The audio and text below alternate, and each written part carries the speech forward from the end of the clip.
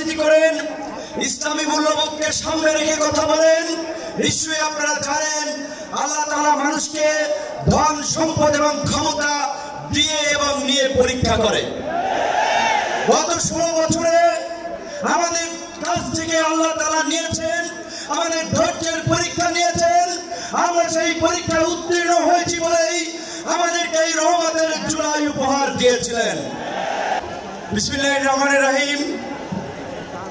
আজকের এই ঐতিহাসিক জাতীয় সমাবেশের সম্মানিত সভাপতি জামায়াত ইসলামীর আমির ডাক্তার শফিকুর রহমান, মঞ্চে উপস্থিত অন্যান্য জাতীয় নেতৃবৃন্দ এবং আমার সামনে আগত সারা বাংলাদেশ থেকে জামায়াত ইসলামের নেতা কর্মী ভাই, সবাইকে আমার দল গণ অধিকার পরিষদের পক্ষ থেকে সালাম এবং শুভেচ্ছা জানাচ্ছি। আসসালামু আলাইকুম।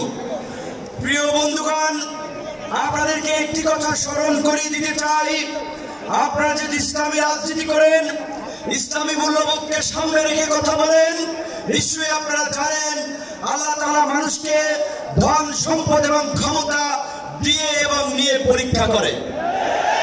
গত 16 বছরে আমাদের কাছ থেকে আল্লাহ তাআলা নিয়েছেন, আমাদের ধৈর্যের পরীক্ষা নিয়েছেন। আমরা সেই পরীক্ষায় উত্তীর্ণ হয়েছি বলেই আমাদেরকে এই রহমতের জুলাই উপহার দিয়েছিলেন।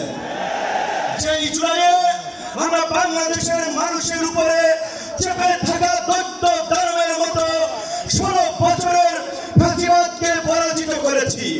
কিন্তু আমরা ওই যে আপনার হাদিস আছে, বিপদ কেটে গেলে মানুষ উৎফুল্ল হয়, অহংকারী হয়। তাই আমরা দেখতে পাচ্ছি এই গণ অভ্যুত্থানে আমাদের অংশীজনেরা, মজলুমরা আজকে উৎফুল্ল অহংকারী হয়ে জালিম হয়ে উঠছে।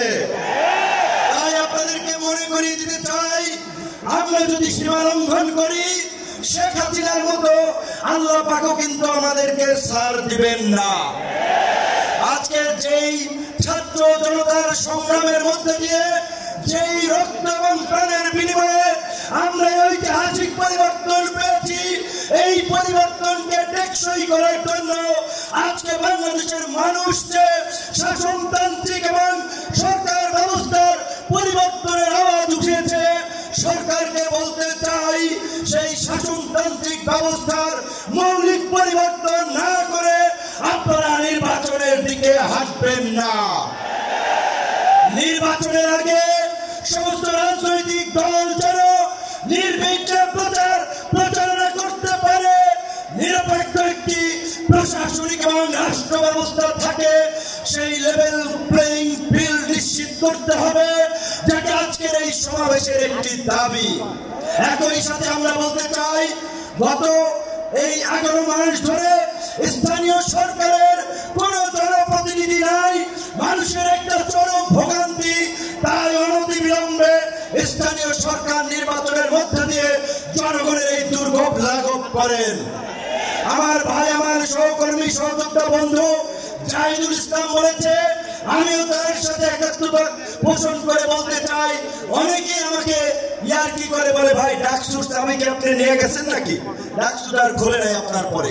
তো আমি বলতে চাই, ডাকসু সহ সকল ছাত্র সংসদ নির্বাচনের মধ্যে দিয়ে ছাত্র রাজনীতিতে একটি গুণগত পরিবর্তনের ধারা এই সরকারকে শুরু করতে হবে।